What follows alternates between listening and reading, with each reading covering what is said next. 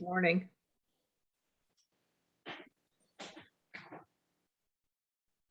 Good morning. How are you? Doing okay. Good. It's been Hi, a, T. My name's Minya. We Hi. haven't met yet. you have not. I saw you last week. Yes. I'm Dee. Well, welcome. Thank you. I Welcome, saw you welcome, last week. Yes, I've been coming to this longer than I thought I would. It's kind of interesting, the fact that we, can talk about all of these past stories in the Torah and then able to relate to them now in present time. It just amazes me. I think that's what makes it so interesting. Yeah. That's why I think more people still come back. Yeah, it's the tangents we go off on, I think, that makes it a very interesting discussion. Yes, yes, yes.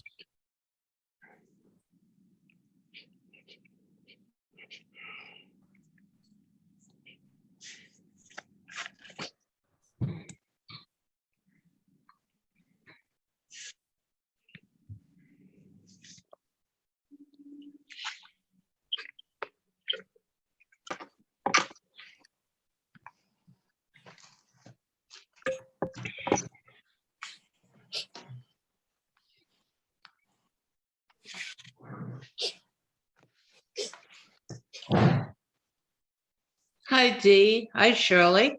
Minya. Steve. Hi, Lorraine. Where's your Hi. where's your face? Hi, this is Shirley. I don't How you doing? know. I lost it. You don't know how to get it back on. Hi, Dee. Hi. How are you? Good. This is Shirley. And I see that. Lauren, I see you now. Now I There am. you are. Here I am. Here we go. I see. Okay. Yay! How's everybody?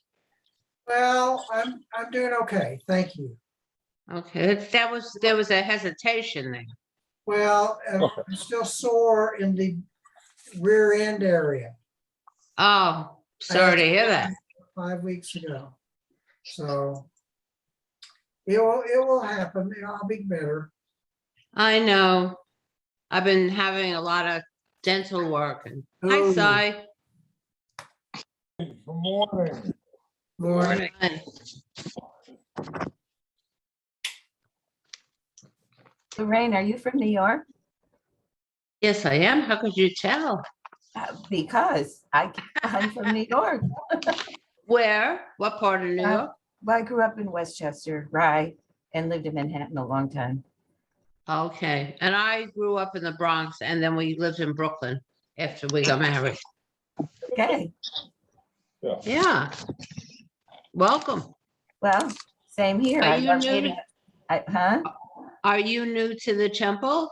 I met you Yes, last well, week. I am, I used to come, for services and then pandemic, but yes, I'm new to the temple as far as wanting to become a member. Good. Oh, great. I think you will get a lot out of it. I already have. I appreciate that. Yes, and it will continue. Hi, Bernie. Hello, good morning. Good morning. Here's Bonnie. Good morning, good morning. Hi, Marcia. Oh, I gotta sign, I'm signing in the wrong place. I gotta do it on my computer. Hold on. I'm good, Bill. How are you? Hold on a second. I'm gonna take you in the other room because Sai's on a Zoom call. Okay. Hello. Hi, Babette. Welcome back. Thank you. How are you doing? Good. When did you come home? About a week ago at night. Oh, Came did in you the get dark of the mission night. accomplished? Did you buy the furniture? Oh, Amish furniture. It's very nice. Ah, Very nice workmanship. Hmm? Very nice workmanship. They take a lot of pride. At the Yes, store down on I the way gave them a back. listen in tongue and groove instead of nails. Right. yes. Right.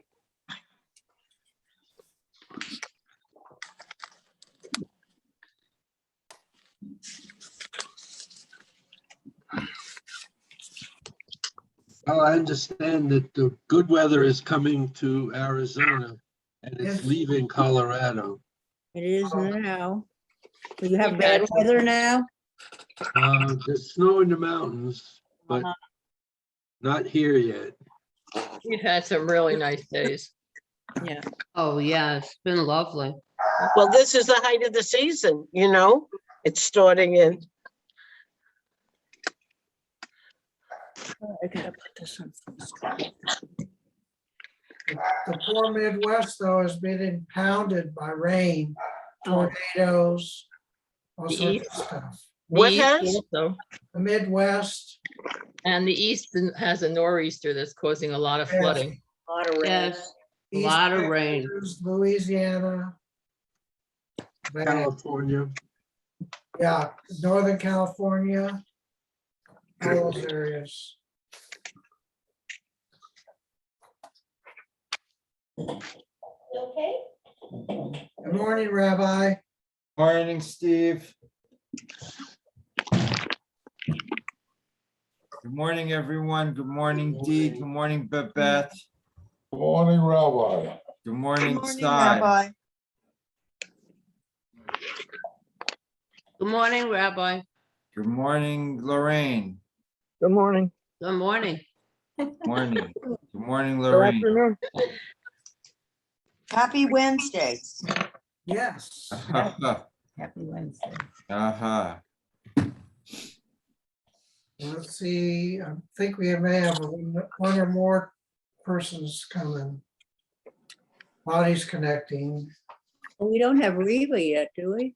No, No, but she's coming. Okay.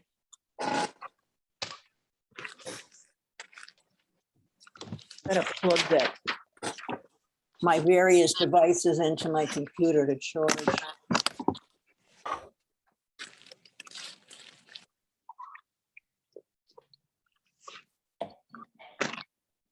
So does everybody know Dee? Yes. Okay. chatted a little bit earlier. And I'm here. Benek, you've got Benek written down there. What is your first name again? Benita, Benita? Benita. Okay, okay, yes, you're muted, but Steve said you're Benita. Right, I don't know So- how to change it. And what is the K for? It's just my husband and my name, Ah, abbreviated. It's so old, it's like 20 something or 30 years old, so oh my, You need a teenager to tell you how to fix it. I I know. think- I I'm waiting think I for think if you my go- if you 15-year-old go into- granddaughter to come. If you go into those three dots in the upper right-hand corner on on the Zoom screen, the bottom line says rename. Now mine has a lowercase m for Marcia, and I've tried to capitalize it, but it always goes back to the default Lowercase. M. So I, give up on it after a I while. don't have three. I know what you mean. Ooh. You While put we're your here, put your cursor in your box or your picture and go and pull it Gotcha. to the upper right-hand corner. okay. Do you see up three dots there? And Yep. if you hold your cursor on that, the bottom line says rename. I got it. Okay. But I don't know if it'll hold if you. I didn't know you were 15 years old. Good. Yeah, well, Very I good. tried. At one time she was. Yeah, see, that's the ultimate compliment, I think. Lifetime, yeah. You get to do anniversaries of your 50th birthday. Oh, my. Oh, we have another member. Oh, this is Skinny. This is Skinny. Yeah. Did you get him when he was skinny? Not really. No. And Skinny. Why don't we go ahead and begin with the blessings real quick? Baruch atah Adonai, Eloheinu Melech Halam.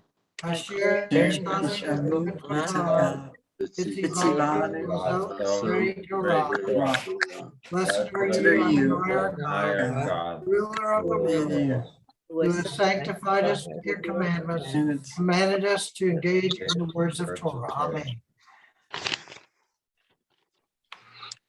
Here's Riva. Good morning, Riva. Good morning. Good morning. Good morning, everybody. Hi, Riva. Hi, how are you? I'm fine. I see you, Lorraine. Hi. Good morning, everybody. Welcome, Dee, back again. Yes, she's back. Okay, Hi, good Ray. morning, everybody. Good Good morning. morning. Can you hear me okay? Yes, Yes. sir. Yes. Can you see me okay? Yes. Yeah. We are talking today about a topic that's quite different from topics in the last number of weeks, and that is beauty, and specifically Rebecca's beauty. So the book of Genesis so far, as we've seen, has been quite personal. This is not a book of theology, that God, 12 proofs that God is one, or intricate points in Jewish law. Rather, this is stories about real people, or people that maybe not real people, but people who could be real people, and are seen as our patriarchs and matriarchs. And yet they're not perfect people by any means, including the subject of today, Rebecca. Women who tend to be very beautiful sometimes come with difficulties in other areas. So let's start looking out, and we'll see how it goes. Is there any comments before we start about the reading, or about Rebecca, or about the concept of beauty?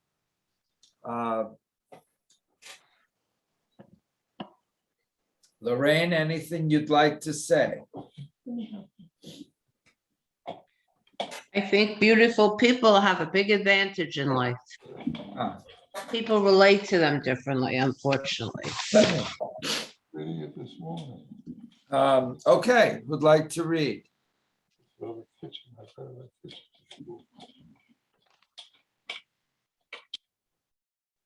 I will. Okay, Minya. Rebecca's beauty. The marriage of Isaac and Rebecca was arranged by Abraham's servant. After Sarah died, Abraham sent his servant back to his homeland to choose a bride for his son. The challenge for the servant was a difficult one. How do you find the most suitable marriage partner? What standards do you use? How do you judge that person will be loving? How do you judge that a person will be loving and loyal? When the servant arrived in Aram Naharaim, he met Rebecca at a well. Torah describes her as Tovat Murray, very beautiful. By that description, most readers would assume that the Torah was commenting on her appearance, emphasizing that Rebecca was a physically attractive woman. Okay, stop. So sketch out the scene for me here. Whoever'd like to. Yes, Minya. Well, he's coming to the well, and his first reaction is that he's looking for someone who's physically beautiful, because that's the first thing that you would notice when you're meeting people. Okay, but who is he? The servant, Abraham's servant. What is he doing looking out for a girlfriend for his boss's son? Son, right? Isn't that a little unusual? Well, It it is. goes back to the arranged marriage deal. You don't So- actually go and pick your own mate, at least not then.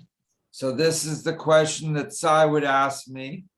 And Sai would say, you know, what were they doing around that area at that time? You know, was this story in the Torah common, or was it unusual?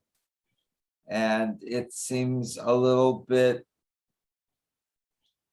couldn't have been that usual to send your servant, or maybe servant's not the right word. He's really more like what do you Companion.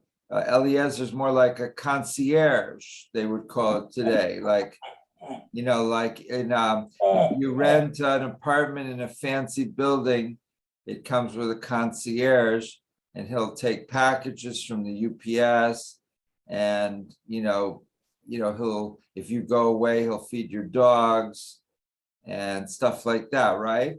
So, and you tip him very generously. So calling him a servant is a little bit, like he probably makes more money than any of us.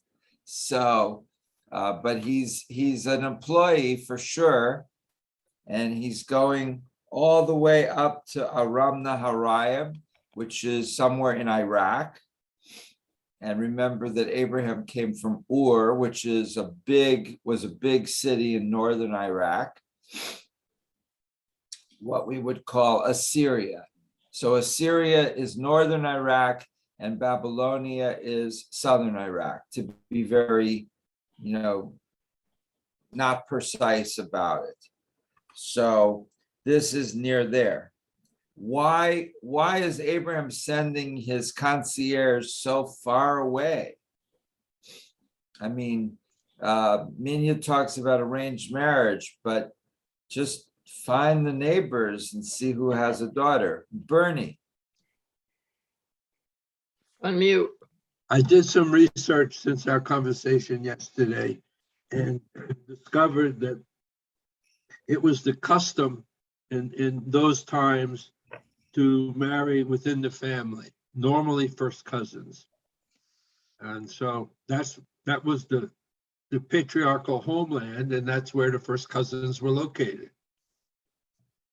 Now, today, do we marry first cousins? Sometimes, yes. No. They always say that if you do that, when there is a child born, it'll be defective in some way. That's what Like I always Isaac? heard. Like Isaac. Now, I had a girlfriend in college whose older sister eloped. She wanted to marry her first cousin. Both sets of parents objected. So they ran away. They were from Cleveland, Ohio, and they ran across the border to Pennsylvania. This is what she told me at the time. And in Pennsylvania, it was legal for first cousins to marry. In Ohio, it was illegal. I had that same, in my family, 2 of my first cousins got married. It's illegal in Massachusetts too, because I remember seeing the paperwork on it, when you had to sign. Now, she had 2 children, and they both turned out normal. Now, when her children married their first cousins, no. That would really be tempting luck. But I hope that those kids married people from a completely different background with no common genetic material at all. So Bernie's saying that this was common to marry in the family. Sai. Was it possible that Abraham didn't have too much confidence in his son about making a good choice? I don't think, Well, He want to pick the swinger, Bernie and then Marcia. Well, my hypothesis is that Isaac was defective, being the child of incest, because Abraham married his half-sister.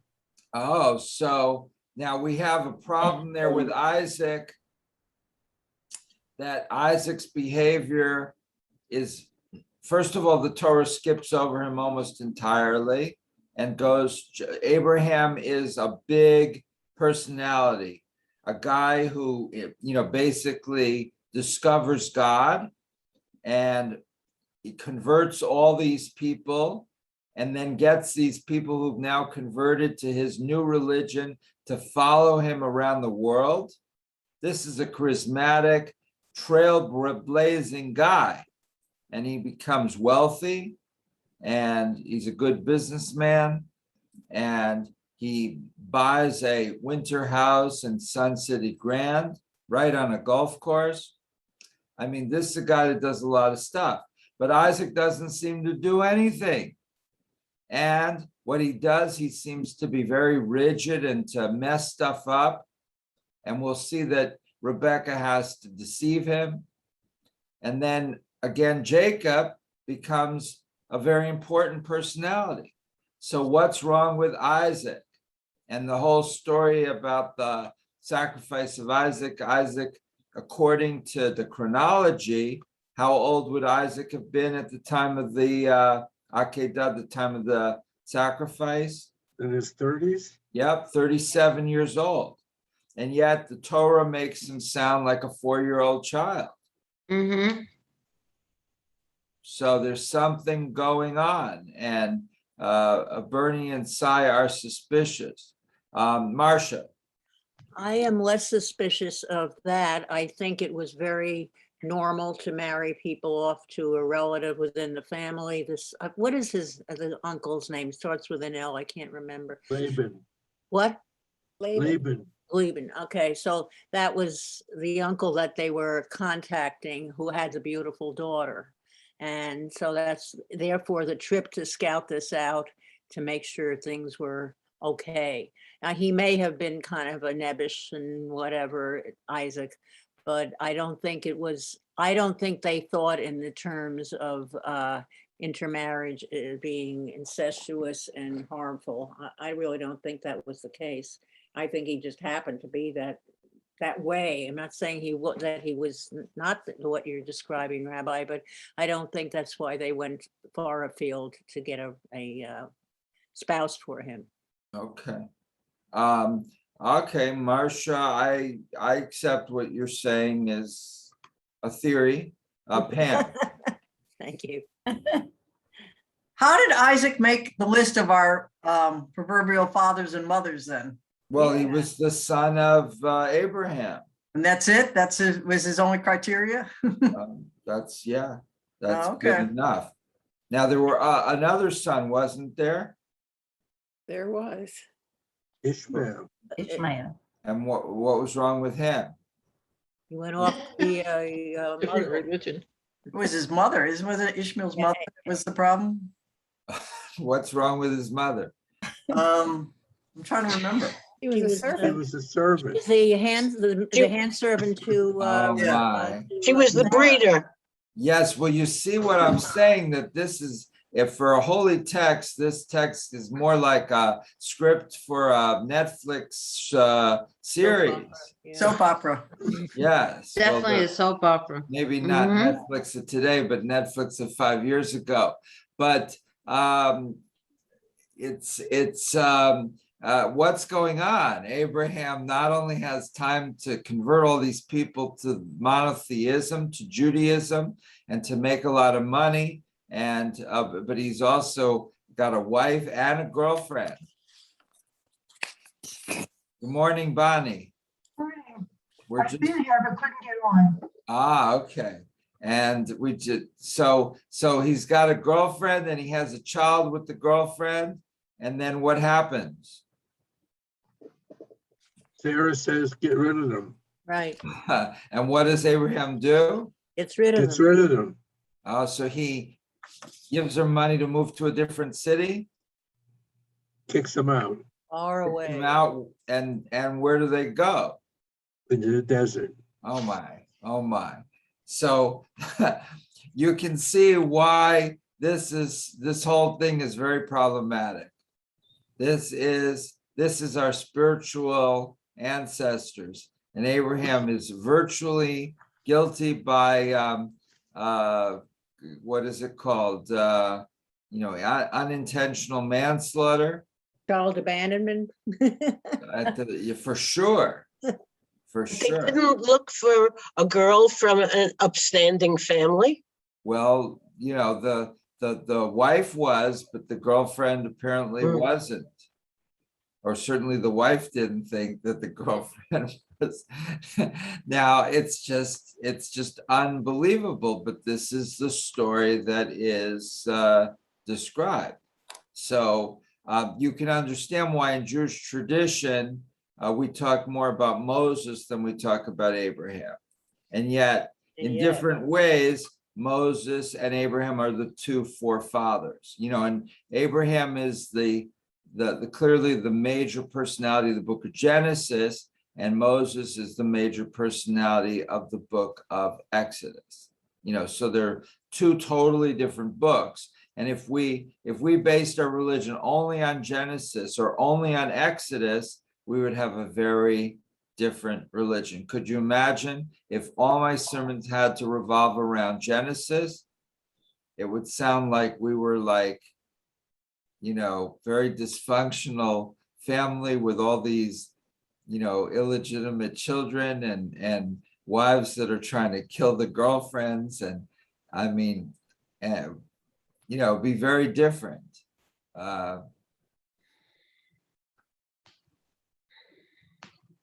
Okay, so back to this. So Eliezer, who I'm calling a concierge, he goes up to Aram Naharaim and he's looking for a woman. The first thing he notices about Rebecca is she is Tovat Mar'eh. Tovat Mar'eh means literally, a very good appearance. Mar'eh is from the verb ro'eh, which is l'rot, to see, and tova is tov, good. So she looks good. That's literally what it means. The rabbis may play around with it and say, no, it's about her personality, but the literal words mean she looks good. Okay. Other comments so far? Okay. Marcia, we're going to read the box today. Box defining Rebecca's real beauty. Yeah. Rebecca deliberately planned her kindness to the servant. First, she provided him with water. Then she ran to get water for his animals. In doing so, she prevented the servant from feeling that he needed to help her. And Rebecca carefully thought about each word she spoke so as not to offend anyone. She did not repeat the same words used by the servant. She had said, "Drink and I will also water your camels." She was sensitive about equating him with his animals, so she said, "Drink, my lord." Later on, after he had enjoyed his fill of water, she offered to give some to his animals from Kabbalah. She stopped the servant from drinking too much because one must be careful not to have too much cold water after being in the heat and sun. But in order to prevent him from thinking that she did not want him to have enough water to drink, she told him, "I will draw water for your camels until they finish drinking." In that way, the servant knew that she was not selfishly holding back water from either him or his animals. Okay. All right. Response? These are two, these are from two rabbis I've never heard of. So She was very kind. She was very thoughtful. she was politically careful so as not to offend him in any way. So as well as being very beautiful, she was also a kindly person. Right. And very diplomatic. Right. So these are probably, all three of these quotes are from relatively modern rabbis who I've never heard of. So Harvey Fields did a lot of research here, apparently. But they all lived within the last 300 years. Do you think that she knew that you shouldn't give someone to drink? What happens if you give someone too much You to get very drink? sick. My brother-in-law was in the hospital from doing that after cooking himself in Coney Island and then drinking ice water. He got quite ill from it. So I guess people knew that then. Well, we have no evidence they did. This is a commentator from 200 years ago saying that Oh, they okay. That's did. just a comment. Okay. So we don't, but he's trying to explain why, how she gave to him and to the camels and so forth. I mean, the camels were worth a lot of money. He wasn't. So it might be natural to pay more attention to the camels burning. Well, they say she deliberately planned her kindness. I mean, there was no, telegraph then, but maybe it was common practice for people to send their servants out to fetch a bride. And that she knew that this might be, emissary of an important person that might want to marry her off to his son. Yes, Well, Bernie. if I were a cynic, I would say that this was all calculated rather than wonderful. And remember that if she's so wonderful, why isn't she married already? Oh my, Bernie, I can't believe you said that. She was the younger daughter. Well, she wasn't all that nice anyway, so that feeds into it. Bernie, I can't believe you are, you're slandering our Matriarch. It's only slander if it's not true. Oh my. This is, Well, do you think Laban had been sent a letter knowing that Isaac's emissary was coming? well, that's a possibility. We don't know. Certainly, she's acting like that did not happen, but it may very well have been that either she knew or her father knew, and somebody knew that a big shot was coming. And when they saw Eliezer, they knew exactly who he was. And either Rebecca did it on her own, or she was told, go out there and make a big deal over this guy. Sai. Well, I'm a little disappointed because she's supposedly the mother of Israel, the mother of Judaism and so forth and so on. And she ends up marrying Isaac, who we just decided it was a nothing. He had nothing to offer. So why would this beautiful woman with all the great things going for her hook up with a guy like Isaac? That's the question. Well, That's why we honor both the mothers and the fathers. That's and that Sai, this is before internet dating, and she didn't have as many options. If she'd had JDate or Match.com or Tinder, She could have married a servant. she would have been, I've got 3,000 guys I'm texting with. Wasn't it supposed to be the ultimate kindness to be kind to strangers who come into your midst? Isn't that Absolutely, but the question is, was this really random action?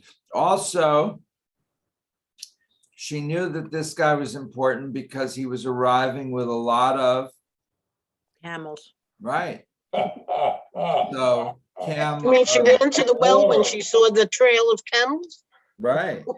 So this is not some schlepper who can barely, afford to transport himself. This is a guy showing up with a whole bunch of camels. Each camel's worth, I don't know, 1,000 dinars or something. That's Guys so, are too cynical. so this is a guy flouting his wealth. It's, so even if she didn't know that Abraham might be sending a concierge, she saw the camels. It's like a guy takes out his wallet and you see he's got like row after row $100 bills in there. Is this the equivalent of the guy who drives up in the Ferrari? Yeah, this is not, but maybe like 6 Ferraris. And so clearly a lot of the same things in terms of dating and marriage that occur today occur then. Men are attracted to pretty women. Women are attracted to affluent men. It's not that different, but the setting is certainly different, right? So, Yep. we don't have wells anymore, we have bars. And you don't drink water, you drink liquor, but it's not that different, right?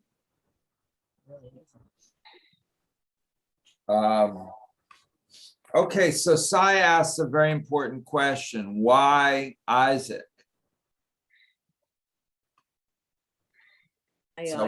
So we have to come back to this. Sai says we're all pretty much in agreement that Isaac is a shmendrik and a nothing. He's a shmiel, a never do gooder. He comes from an affluent family and a very prestigious father who achieved a lot, and he's on the short road to nowhere or the long road to nowhere. So why would she marry him? I think you just said why. He comes from this prestigious family, a wealthy family. Everyone knew who Abraham was at that time, didn't they? So that would be enough of a reason for her to find out something about this guy. So she's marrying the son because the father is accomplished. That doesn't, the head of a good family.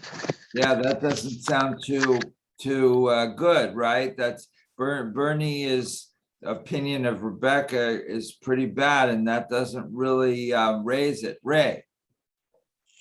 She's marrying him because she has no choice. It's decided by the fathers. Oh. Fortunately, it turned out well. And also It didn't turn out well. Eventually. They were members of the Hebrews, not of the outside idols. So it was not Rebecca. Bernie, you can't blame Rebecca for marrying Isaac. It was an arranged marriage. It was a forced marriage. She had no choice. She wasn't told, go out and talk to Eliezer, hear about this concierge's boss's son, see if you might like him. And then we'll arrange a quick date at the lobby of the 5-star hotel and you can meet the guy and see what you think. No, it was like, we're fixing you up. You're getting married. Go and be a good, obedient daughter. Marcia, Riva, and Bernie. Okay, Marcia can't hear you. I totally agree with Ray. It was a different time. It was a time of arranged marriages. Women did not have a choice in who they were going to marry.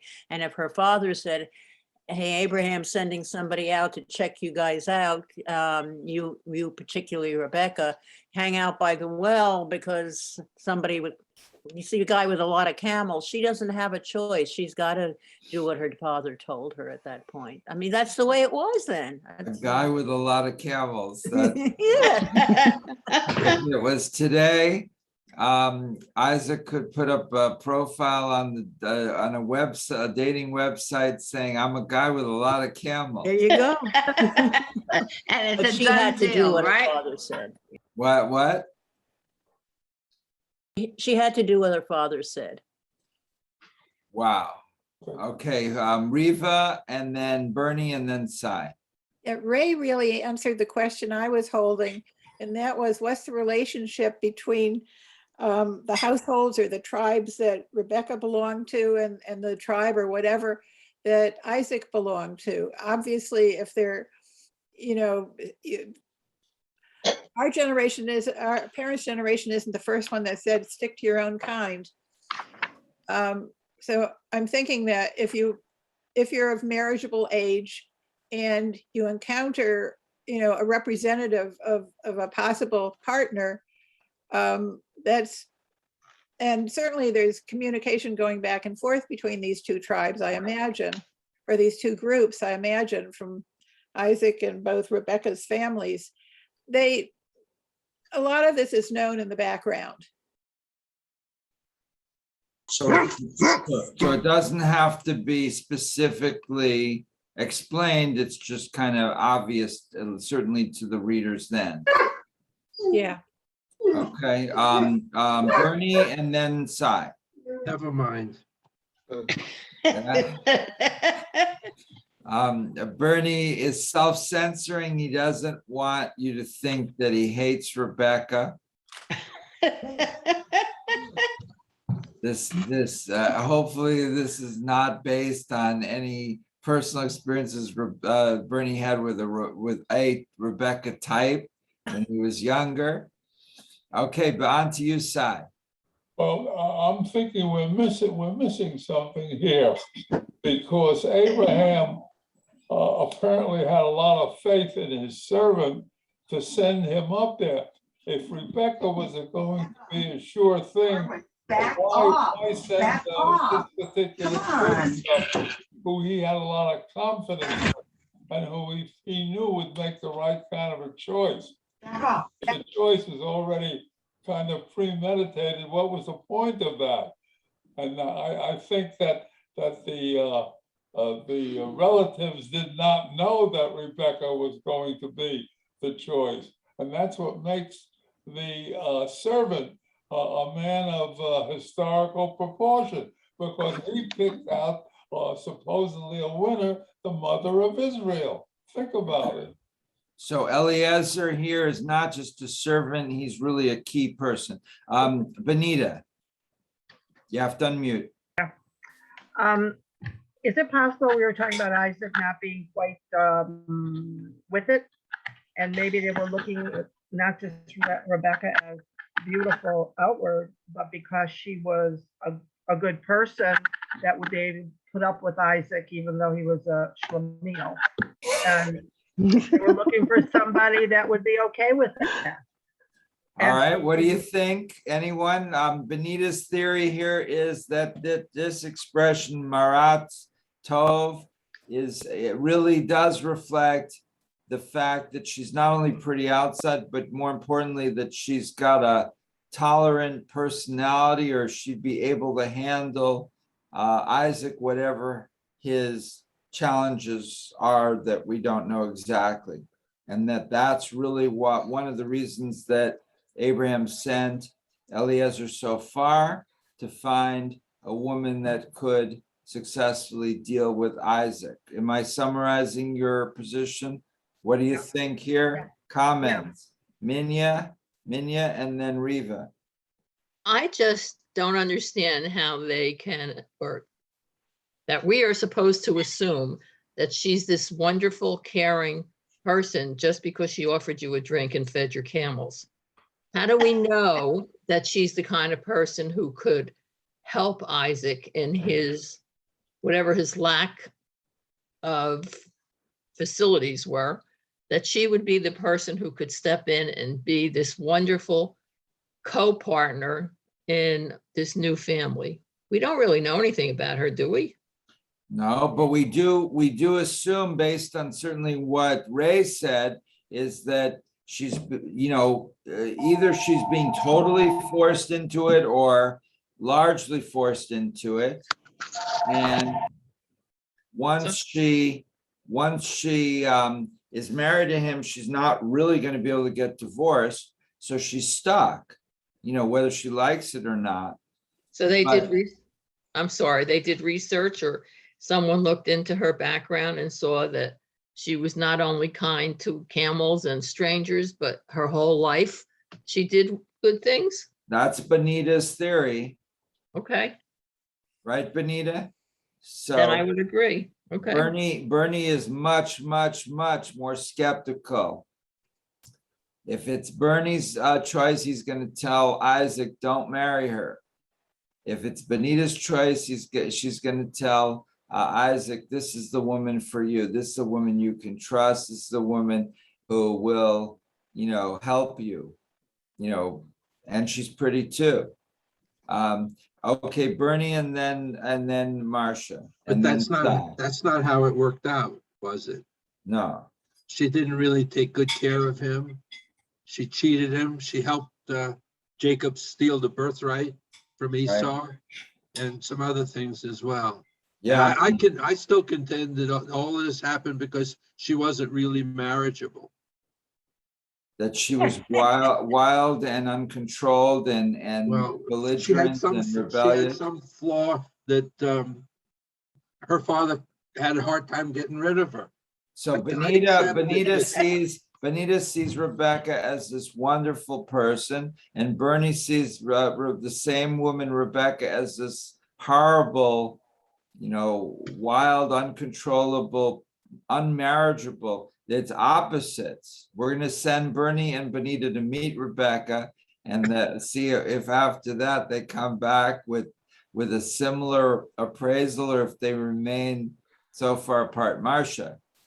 You guys are just putting all these things together. They had an uncle that was out on the northern side of a rock, and he figured, well, I want to get him, him married in a new place. He'll have a new life started. This woman was not being vetted, She was there. Whatever she did as life went on, it was just the process of personality between the two of them. I don't think, and the fathers had the decisions to make, and that was the life. I don't think it was that. So it's the father's fault. The two fathers said, I've It's got not a daughter, fault. I've got She was a son." person who had problems as much as any other woman or man would have. They happened eventually to get together, but Laban was no bargain in there either. And so I don't think it was a matter of Abraham choosing or Eliezer choosing Rebecca. She just happened to be the one that was the niece that got married to the nephew. And they recently uncovered documents showing that Rebecca had been expelled from the University of Northern Iraq. She did a Picking on semester. Rebecca, she's my namesake. She did a semester in physical therapy and they expelled her. They don't list a reason. We're trying to find out, but everyone who signed the expulsion order is long, long gone. Cy, You and gotta ask then Rebecca. Pam, and then Ray. I want to ask you, Rabbi, I read someplace or heard that the servant looked like Abraham. Did you ever hear anything about that? Oh, that's interesting. So therefore, And therefore, because he looked like him, he had certain godlike aura, if you will, about him. And so he was more than just a servant. And so his choice of picking Rachel had to be very, very, very important, because God supposedly knew that she was going to be the mom of all the Israelis. so Cy answered the question he asked about 20 minutes ago. Why Isaac? Why would Rebecca marry Isaac? What's special about Isaac? And the answer that Cy just gave is that this is the passing of the covenant.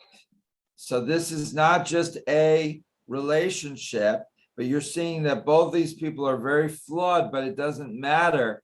They are somehow in the book of Genesis, it is seen that these people have been given the responsibility of passing the covenant, even though they're both in a mess. Okay, Pam, and then Ray, and then Riva.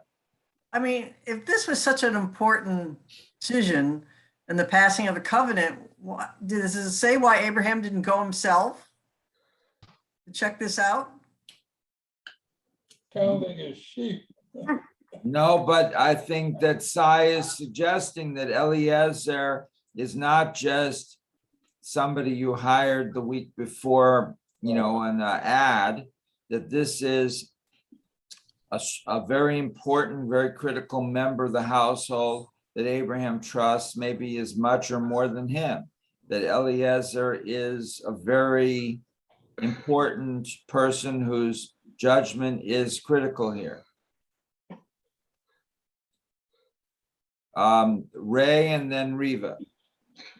Well, it says here, after a long journey from Aram Naharaim, Abraham's servant and Rebekah enter the land of Israel. That's on the return. Now, that was a long journey going, long journey coming back. Nowhere is Laban's name indicated here. And I looked in my little Bible about a week ago over this, and I don't remember his name. Laban lay with his two daughters earlier in the story. Abraham must be over 100 years old. He couldn't take this journey, so he had to have somebody else do it for him. My name is Rachel. Rachel. Oh, can you give me a Sarah? I'm so hungry. Wait, I'm not done. Thank you. But I am legally Rebecca because I was born to a pair of greenhorns. So I'm a mixed up kid, and we're beginning to make these people sound like a whole bunch of terribly mixed up people when they're just human beings. Okay. I mean, Ray, we're exaggerating a little bit for dramatic impact here. I know. We want to keep everyone entertained a little bit as well. So don't take everything we say as literal. The key point that Sai is making there is that the stakes here are very high because Isaac is the person who is designated to pass on the covenant. And that's the whole thing. And it's for better or worse, irrespective of his personal character traits, of his intelligence, of his abilities or inabilities, it doesn't matter. Isaac is the person who passes on the covenant, not Ishmael, not anyone else, it's Isaac. And therefore it's important, first of all, to marry him off because he has to have a male child to pass on the covenant to. Now, what is this meaning of passing on the covenant? This is a question that you may want to address in the next few minutes. And the other point, I forget who made it, I think Riva, is the whole idea of endogamy, marrying within your own group. This was a norm. It's no longer a norm as in the weddings that I do, I've officiated at not that many weddings, but in the last 2 years, but most of them are not. Mixes. Most of them are not endogamous unions, and that's no longer a norm at all. Like it's not a norm. Like nobody expects. And I remember even years ago, I was researching Jews of Cuba, and I had a driver, and we're going around interviewing Jews in Cuba. And the driver turns to me and says, "So which parent of yours is Jewish, your mother or your father, because, nobody there had two Jewish partners. There was always one who was Jewish, one who wasn't. So when I said both, he was like puzzled, like, because it was not, we interviewed 40, 50 places and nobody had that situation. And it's in America, we're coming to that point very quickly as well. Okay, other additional comments? Riva, thank you. Sorry for Yeah, I making want you to wait. speak on behalf of all the Rivkas who are here and who are elsewhere. As Rivka is translated as Rebecca. Took me a long time to learn that. But I want to say the question might be, why did Rebecca marry Isaac and not the reverse? And we know a lot more, I think, about Rebecca than we know about Isaac. And she seems to be the powerhouse within the pair. And also, I think maybe she's the earliest person, I'm not sure about this, in the Talmud where we have a lot of detail about a woman, or we have enough detail to know something about her. For the most part, women are just invisible, part of the household. Well, Sarah, we have a fair amount about her. Okay. And Okay, I accept that. So what does that draw? What conclusion do you draw from that then? Then we know more about Rebecca than we do about Isaac. What comes across? Well, she comes across as savvy, according to this commentary. She was very clearly planning for her meeting with the representative of Isaac. Now, when you say savvy, does that mean if he didn't show up with any camels, she was going to ignore him? I don't know. Pam. Yeah, I definitely think she had no camels, no talk. And it's interesting. So the way that men show that they have wealth and influence, is it wealth or is it status that impresses Rebecca or impresses her family? I would say the wealth. I mean, the camels equal wealth. So, do we have any idea how old Rebecca was during this episode? No, not really. Oh, okay. I don't. I mean, anybody have any speculation? She was the younger sister, though, Ah, to Leah, wasn't she? Yes. No, that's Rachel. You're talking about Rachel and Leah. Leah, That's okay. another generation, one down. I'm sorry. Rebecca doesn't have any sisters that we know about. Oh, And it's interesting because exegesis, if you look at, if you took, some of you took the Noah course, we talked a little bit about Second Temple books that were lost. And in these books, there's different stories that are not in the Torah that were raised. And why do these people who wrote these things talk about certain things and not other things? We don't know. So there could be a story in there about Rebecca's family, but there could not, so it kind of depends what they got interested in. So Riva, do you see Rebecca more in Benita's way as a woman who's got a good heart, or more in Bernie's way that this is a bitch to be avoided? No, I don't. I think, she conveys kindness. I don't think she comes off as a bitch at all. I think she comes off as somebody who's calculating and thoughtful. Kinder word is thoughtful, the less kind word is calculating.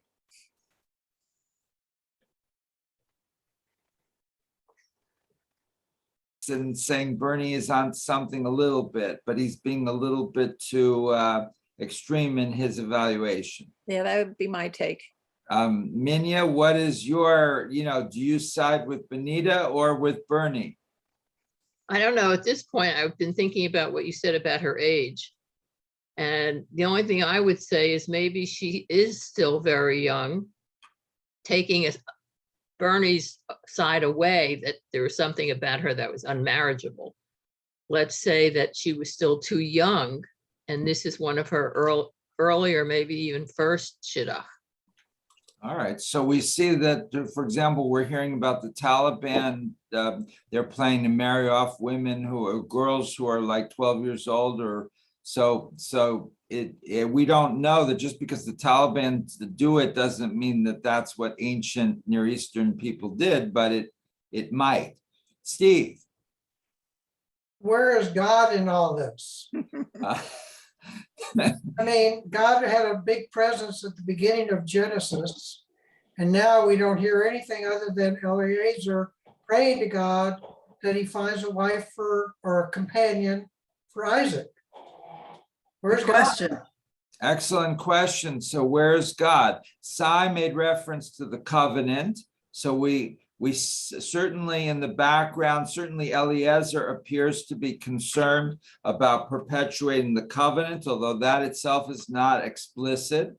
But where is God? Steve's asking, if the whole point of Genesis is to provide us with religious literature, why is there no religion in this particular part of the literature? Okay, Sai, you want to address Steve's? I thought we left God after Moses died. Moses isn't gonna, no, we were before Moses now. Oh, sorry, got my years mixed up. Yes, this is the book of Genesis. So Years mixed up. Genesis is before Exodus, so Moses has not appeared yet. Yeah. Okay, so back to Steve's question, where is God? Jennifer, Bonnie, Reva, Dee, Shirley, Lorraine, where is God? God is everywhere. He's watching and laughing like we are. But why is God not in the story? I don't know. It doesn't sell tickets for the show. D. Well, he is in the story because we read, when the servant reached the place, he rested his camels near a well and prayed to God. Oh God of my master Abraham, grant me good luck today. And then he was waiting for the women of the city that were coming out to draw the water from the well. And that was what the introduction is to how she came into the picture. So there is Hashem here. Steve, Where are you reading from, Cheryl? I'm reading on page 54. And I read on the second paragraph, number 2. When the servant reached the place, he rested his camels and he prayed to God. Thank you. And repeat 54. the quote, the prayer. Yeah, he said, oh God, of my master Abraham, grant me good luck today as I wait here and the women of the city are coming out to draw water from this well. Let the woman you have chosen to be Isaac's future wife answer me when I say, please lower your jar that I may drink from it. Let her tell me, drink and I will water your camels. I kind of felt like that was kind of intuitive to what we're talking about, how Rebecca came into the picture. All right, what do you think of this, Ray? I've got it right here in the Bible. And I asked her and said, whose daughter art thou? And she said, the daughter of Bethuel, Nahor's son, whom Micah bore unto him, and I put the ring upon her nose and the bracelet upon her hands. And I bowed down my head and was worshipped the Lord, and worshiped the Lord, and blessed the Lord down. And further down it says, and it came to pass, wait a minute, and it came to pass when Abraham's servant heard these words, proving that she was of the same tribes as Abraham, he bowed himself down to the earth unto the Lord, and the servant brought forth jewels of silver and jewels of gold and raiment, and gave them to Rebekah. He gave them also to her brother and to her mother, precious things, and they did all eat and drink, he and the men that were with him, and tarried all night. And they rose up in the morning, and he said, send me away unto my master. This is out of the Bible. Okay, what does that prove, or what does that show? Riva? They were on the mission for God. Okay, Riva? Yeah, I wouldn't use the word proof, but I think it's sort of an early example of Bashert. Yeah. What does Bashert mean in Yiddish for those who don't know Meant Yiddish? to be. Meant to be chosen. And Lorraine, do you believe in Bashert? I do. In romantic things? I didn't hear the question. In romantic things. Maybe, Okay. if it works out well, it was Bashir. So Bashert, so we're coming into this concept of Bashert. So there's an idea in some parts of Judaism that certain things are meant to be, are meant to happen. Now, some people believe in this and some people don't. Both views have support from different texts in Jewish tradition. But for those who believe in Bashert, explain what it would mean and how you would think this is Bashert. Bernie is looking at us in absolute shock because the idea that Rebecca and Isaac's marriage, which is studied in law schools as an example of a bitter divorce or almost divorce in biblical times, is an example. Bashert is very surprising to him, but let's hear it.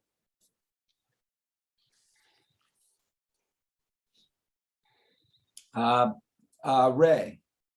Well, here, and they sent away Rebekah, their sister, and her nurse, and Abraham's servant, and his men, and they blessed Rebekah, and said unto her, thou art our sister. Be thou the mother of thousands of myriads, and let thy seed possess the gate of those who hate them. Okay, so Ray, what do you make of what you read?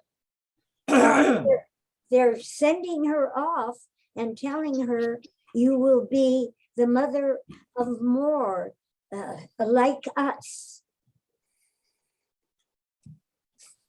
And this is all about God here. And they would call the damsel and inquire at her mouth. And they called Rebekah and said unto her, wilt thou go with this man? And she said, I will go. So she accepted it before she even saw him. She accepted him because he was a member of the same group of people. Okay, so we come back to the issue that Riva raised earlier of endogamy, of marrying within your own group or the group that you choose. So is endogamy useful? I mean, tell me about endogamy. What's that word? Endogamy is marrying within your own group. Like this is apparently what they're trying to do here, that Abraham comes from this place in Aram Naharaim in northern Iraq, and he's living in Israel among Canaanites. He doesn't want his son marrying a Canaanite girl because he's heard bad things about the Canaanites, or just because they're different, or because their cooking style is not the same. They don't cook the same eggplant the same way. I mean, what is it about endogamy that is attractive, that is significant, that is useful, that is helpful? Marcia. Well, if we're talking about Abraham, we're talking about one God, and the surrounding tribes may not have been just knowing that there is one God, practicing monotheism. When you have stay within your tribe, you're enlarging your tribe to further your beliefs.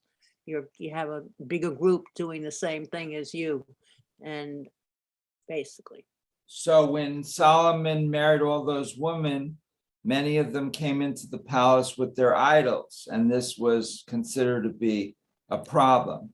So, but you could argue that it wasn't endogamy that was needed. It was, maybe longer courtship, so that each of these women, before they marry the king of Israel, would understand more about his religion, so that, but if you marry them so quickly, then they don't learn enough about your background. Okay, Minya? And it's not Beshert anymore. Beshert would have happened no matter whether he met him at the well or somewhere else, in my opinion. If we're going back, Yeah, we definitely have two views here. One that it's Beshert, one that it's very micromanaged and arranged. You can't have both. That's right. So that's why I don't think it's Beshert. If you're going back to the people that you know, that you feel safe with, because you come from the same kind of people, that's one reason to get married or to make this shit up. But Beshert doesn't fit into that same category. Babette, what's your impressions of this? Well, according to what we read, she was chosen because she was pretty, and she was willing to help him and his camels. It didn't say, we're reading into it that she was beautiful internally. Yes, but that's she was at the right place at the right time. But it's perfectly legitimate to read into it, right? We don't have to stick to only what's written in the text. So Benita is reading into it, and that's her privilege. Now, we may or may not go with what she says, but she definitely can read into it if she likes. So do you object to reading into it, or you object to what's being read into in this particular? Well, I kind of think too that when you marry, you look at the parents too. You get an idea of the background, that servant didn't know from what kind of people she came from. He was looking at the superficial. Oh, okay. Now, of course, unless it was all prearranged and Eliezer knew exactly who she was, he knew exactly who her parents were. That's the other option, right? That this is it's a pretend, chance meeting, right? Everything is scripted. It's like one of these Bachelor in Paradise shows where they just run into each other on this deserted beach in Hawaii. Well, it's not. There's cameras and there's film crews and there's budgets and it's all just meant to look like an accidental meeting. But we don't know if girls back then, as soon as they reached puberty, were married off. Well, we don't know. We kind of assume that they probably were, right? So how would that change the story? Well, was she a flawed person? I don't know. All right. Pam. Well, it sounds like monotheism is the main idea behind all this, and that Abraham sent the servant to a village where there were people there who were also monotheistic, and therefore he needed to find somebody to continue monotheism. Otherwise, the whole concept would have gone, by the wayside if they didn't make that one of their criteria. So that comes back to Steve's question of where is God? So it's not so much that God is active in the story as much as the characters are motivated to perpetuate and deepen their commitment to God. And maybe we shouldn't use the word monotheism because we're not at all sure that what they're pushing at this point is pure monotheism as opposed to monolatry or henotheism. Now, monolatry and henotheism are both where you've got one God that is your God. And in one of those views, there's other gods, but they're not your gods, so you ignore them. In the other view, that there's only one God that's of really ultimate significance. So in both those cases are not exactly monotheism, but they're close. So that the Israelites at this point may not be actually monotheists, but they're moving in that direction.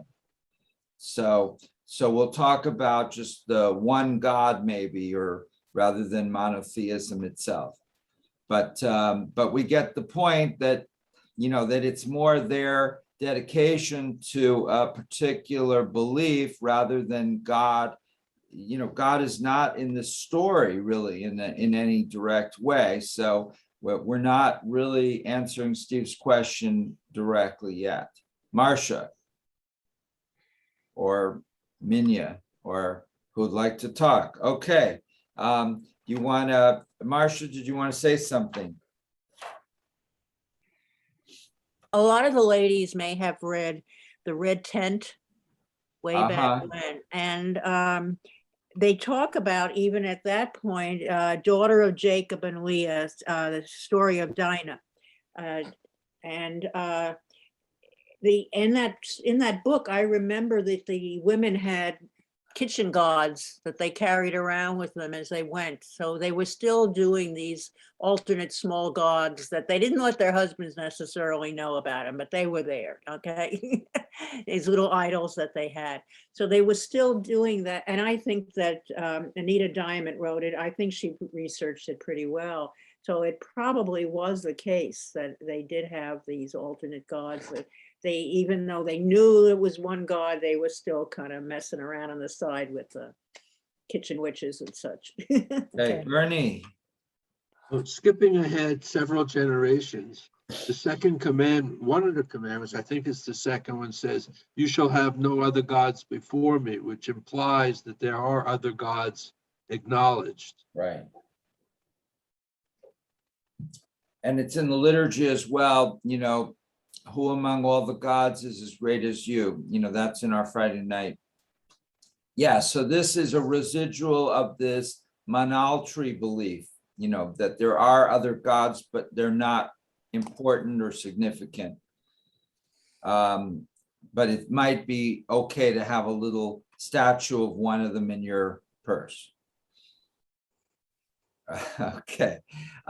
Bonnie, Jennifer, Pam. You're on my bottom row of my screen. So any of you'd like to say anything? Benita, Shirley, or Lorraine going up the right side. Bonnie Cutler. I've got a question that's only semi-related. Is it tradition if a wife passes on that the man would be obligated or expect that her sister would marry him? Yes, in the Bible, it's this is called chalitza and yibum. So this is a custom that was in the Bible that under certain circumstances, if a woman marries a man and they do not have children, and possibly they actually never have sex, that it's like the groom basically dies under the, you know, at the reception and right after the wedding, that the brother would have to marry her to have a child to that, you know, for inheritance reasons is primarily. And if you didn't want to, the rabbis developed a ceremony where the wife would spit in a shoe and throw it at the brother-in-law. Seriously. And that would that would release him from his obligation. There was a movie many years ago, an Israeli movie, I Love You, Rosa, about such a case set in 19th century Jerusalem. And the brother is too young, so they can't do the ceremony until he hits age 12 or 13. So they have to wait several years. And the movie's about the drama of her being betrothed to this little kid who she's planning to throw a shoe at once he gets to be old enough, but she has to wait. So but that's certainly there. What if the brother's already married? Well, in Judaism, They can take 3 wives. men are allowed 4 wives. So that wasn't necessarily a problem.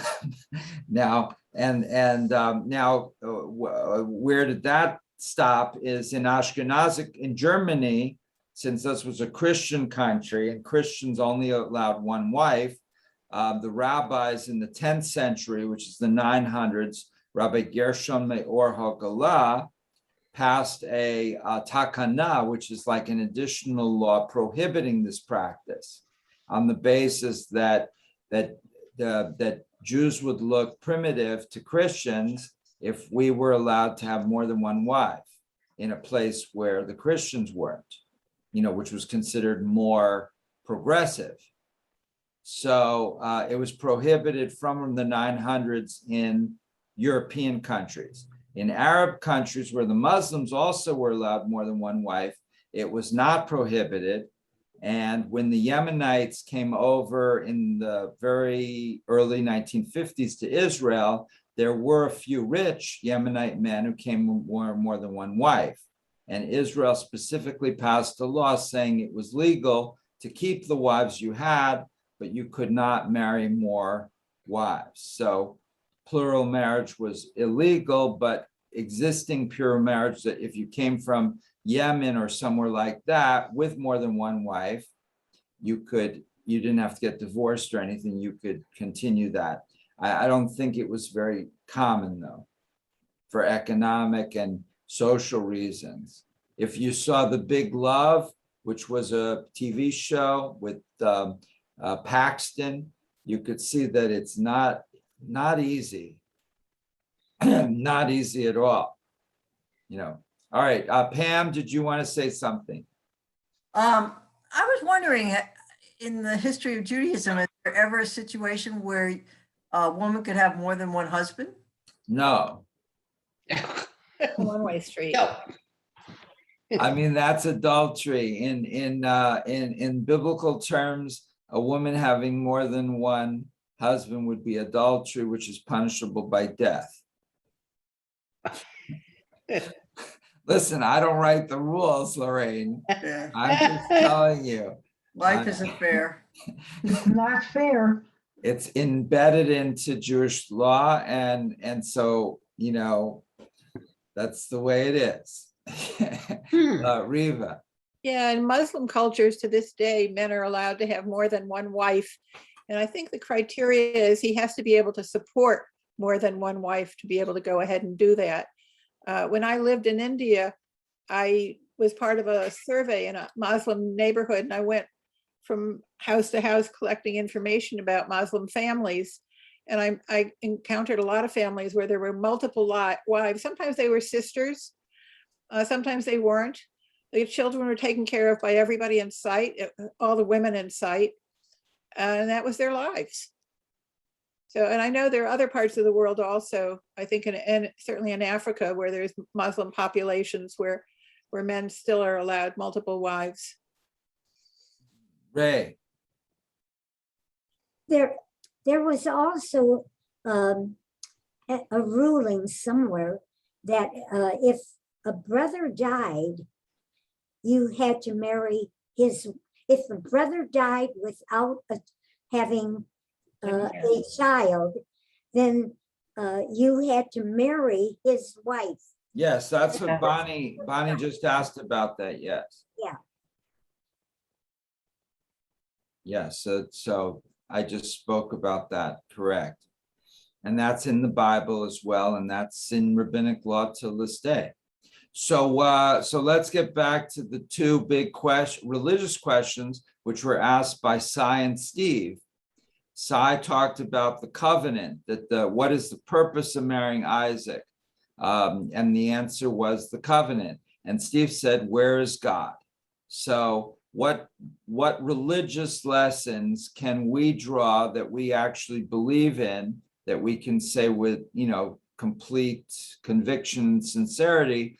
What does the story contribute to either or both of these central ideas about God and the covenant and the people of Israel in a religious sense?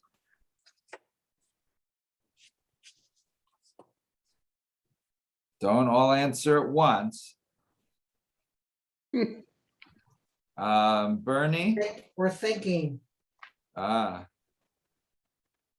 Benita? Okay, Riva. Yeah, some of us are like, if you do 23andMe, you'll find out what percentage you are, whatever. And some of us are like 99% still Ashkenazi Jewish, which says to me that for many, many generations, Jewish families stayed within the tribe. Of course, that's changed in the modern era. Many of our children have married out, and some of us have married out also. But I think for a long period of time that within the Jewish community, there was a huge amount of marrying within the tribe. Yeah, and that's now changing very quickly. I mean, you just have to look at our leadership, the number of our senior leaders who have converted to Judaism, and the others in their marriage patterns. It's changing very quickly. So we're going from being an ethnic group to a religious group. And so this is interesting, because then you have all these people like in the Shalom clubs who say, I'm not interested in religious, I'm just interested in some residual ethnicity, which is bagels and lox and watching Woody Allen movies. So what is this ethnicity? It has no meaning. It's obviously a residual element which is dying out, which is losing influence. So it's hard to understand what they're actually saying, other than I eat bagels and lox, but I don't care. It almost ethnic Jewish identity almost offends me. But, maybe I'm being overly harsh and judgmental, which I'm not supposed to be. Minya. I think going back to the reading, the way I look at it is they went back to their own people to maintain this tribe. And by doing that, then they would be almost guaranteeing maintaining the covenant with God. Okay. So in this case, marrying Rebecca is necessary to maintain the covenant with God. And there's very obvious and practical reasons for that. If you marry a girl from the local Canaanite. Okay, you got my email. Oh boy. Okay. If you marry a local Canaanite girl who's going to bring all her statues into the relation with her, how are you going to raise Jacob? Exactly. He's going to grow up with all these idols. You can't have a covenant with God under that circumstances. Right. There won't be room in the house for God with all these gods. Right.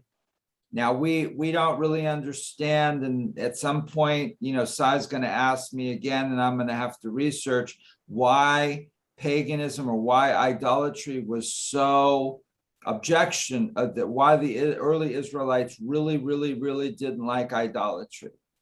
There must have been reasons other than it's different, other than it's not one God. But what was so bad about it, or what was so good about what we might call early monotheism?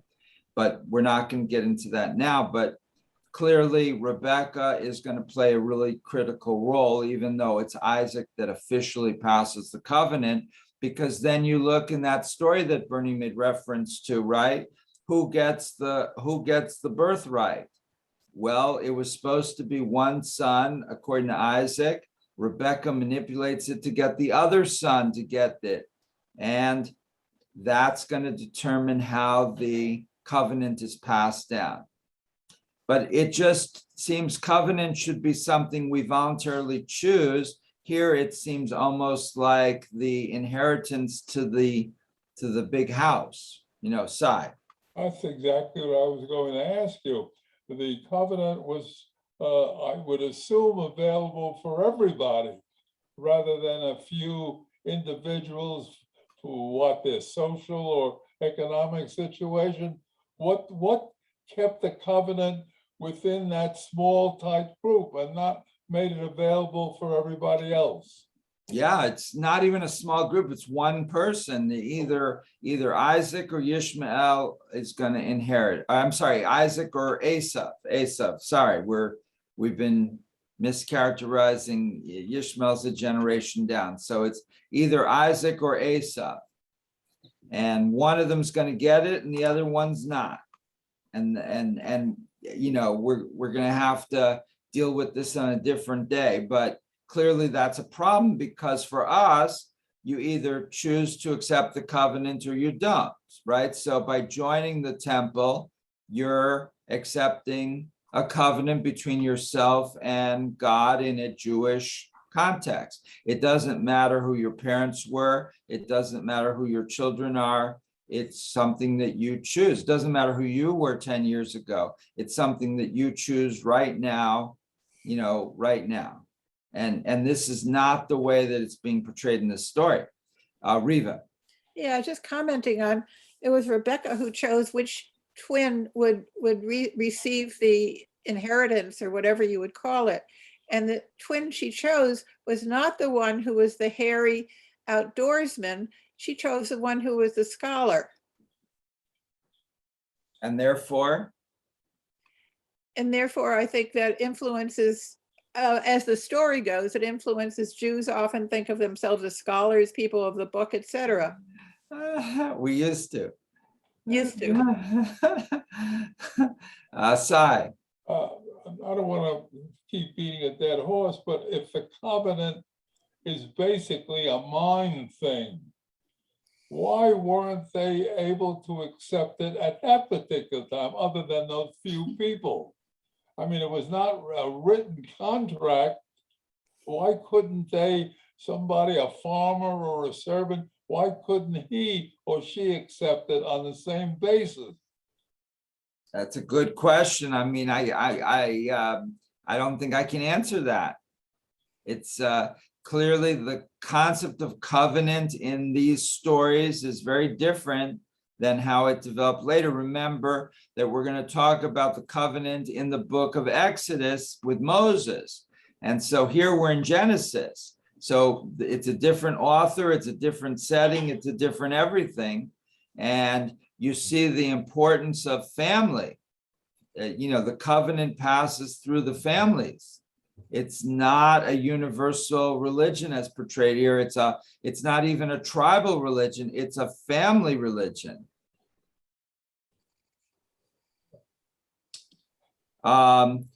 Marcia, and then I think over to Steve. Yeah, I have a question too. Okay, Marcia, and then Minya, and then Well, Steve. now you've got me confused. So you're saying that this family of Abraham and Isaac and their insular family were the only ones that were practicing monotheism, or the other mono, whatever that you. Well, we didn't say that exactly. We said that they're the ones getting the covenant. That the covenant here, or the Brit in Hebrew, is passing to one specific head of family. It's either going to be Isaac or Esav. It can't be both. So as a person who receives the covenant, what is that person expected to do? What is the responsibility? That's the question, and that's what we're going to have to figure out in the coming years. Years? Yeah, but it's, yeah, I mean, this is just So what. so if someone accepts Judaism, they are not accepting the covenant? They are. To be part of that covenant, or I don't understand, it's a little bit too, you know. Ask your question again. So if someone accepts Judaism back then, let's say, so were they were not expected to live by this covenant? They were not expected to accept that belief? Well, we don't know, but clearly there's a lot of wrangling over who's going to get this Brit because it's going to go to one person. And that's all we know right now. We don't know how Judaism was practiced. We don't know what other people were expected to accept. But we see that either Isaac's going to get it or Esau's going to get it, not both. And today we don't have this concept. I as the rabbi don't hold any sort of monopoly to a covenant or anything like that. And it goes to all of us, and it goes to anyone who chooses it of whatever background. You don't have to come from any type of family. And this is made very explicitly in the Bible itself. Later, the book of Ruth. The book of Ruth is about a woman who converts, but it's not just a woman who converts. She's a Moabite. And the Moabites are the most vicious group that killed all the women and children of the Israelites. So the point is very clear that anyone can convert no matter what their background, even if their parents or grandparents were very bad people from some other group that were very bad to us. That doesn't mean that you can't convert and become a very good Jew as part of the covenant. But so maybe we're talking about two different things here, that we're using the word covenant, but whatever it is that Isaac and Esau are trying to get, it only goes to one person. So I can't answer your question, Marcia, basically. Thank you. Okay, very quickly, Sai and then Minya, and then we are running out of time. Okay, following your explanation of what a covenant is, who is responsible for making the covenant that way? Is it a rabbinical thing? Where does it come from is what I'm getting at. The concept of only a few people having this covenant. And who are the people that see that that's the way it has to be and enforce the rules and regulations? That's what I'm getting about. The big question, Sai, I can't answer it now. Sorry. That's the Minya, part I and like. then over to Steve. Well, maybe my question isn't at the right time, because I wanted to know why your reaction to the comment that we're the book of people, or the people of the book, and you said used to be. Oh, well, yes. Riva's comment was that the stereotype in the Talmud is that Esau's this hairy outdoors, very gruff guy. And the stereotype of Jacob is that of a very studious person. And so first of all, the whole Zionist revolution was designed to upend that the early Zionists said we're not going to be that way anymore. We're going to be more the hairy, outdoorsy, macho types. And I always thought people of the book was what we were meant to be. yes, so that's the way it's traditional, and that's why when American Jews go to Israel, there's or when the Israelis are trying to interact with American Jews and vice versa, it doesn't go very well, because the core character traits and values are very different. And then in America, where intellectualism is certainly on the outs. So my comment was meant a little cynically, but also factually, and in Israel and in America for different reasons. Thank you. Okay, Riva, very quickly, and then over to Steve. Reminder that Pirkei Avot registration is going on as we speak. if you enjoy this class and enjoy learning as part of a group, I strongly recommend that you register for this next class that will be starting in 2 weeks. It'll be Tuesday mornings, same place, same time, on Zoom, 10 o'clock Tuesdays, for 4 Tuesdays in a row, starting November 2nd. So November 2nd is this coming week, No, it's not next week, it's the following week. November 9th. No, it's the 2nd. Wait a minute. Because it's next week. thought there Today's was the a weekend. 25th. So it'd have to Right. be, You're right. Next week. it is next week. It is next week. You are right. I've been saying it since last week and I forgot to drop a week. Okay. Okay. So it's the 2nd or the 9th? It's the Second. 2nd. It's the So 2nd. So it's starting right away. Right. And Andre has already sent me the Zoom link. So I'll be sending it out to everybody. Right. Thank you. You're welcome. Let us conclude with the blessing and thank you everyone for your participation today. Quite interesting. And again, I'm still asking, where's God? Baruch atah Adonai, Eloheinu melech haolam, asher natan lanu Amen. chai Hagel olam Olam hatam Nata B'Tocheinu, Baruch Baruch atah Atah Adonai, Adonai, Eloheinu Torah. Torah. Blessed is Adonai our God, ruler of the universe, who has given us the teaching of truth and planted within us eternal life. Blessed is Adonai, giver of the Torah. Amen. So good rest of the week, and we'll see you guys soon. Thank you. Everyone. Bye-bye. Stay well.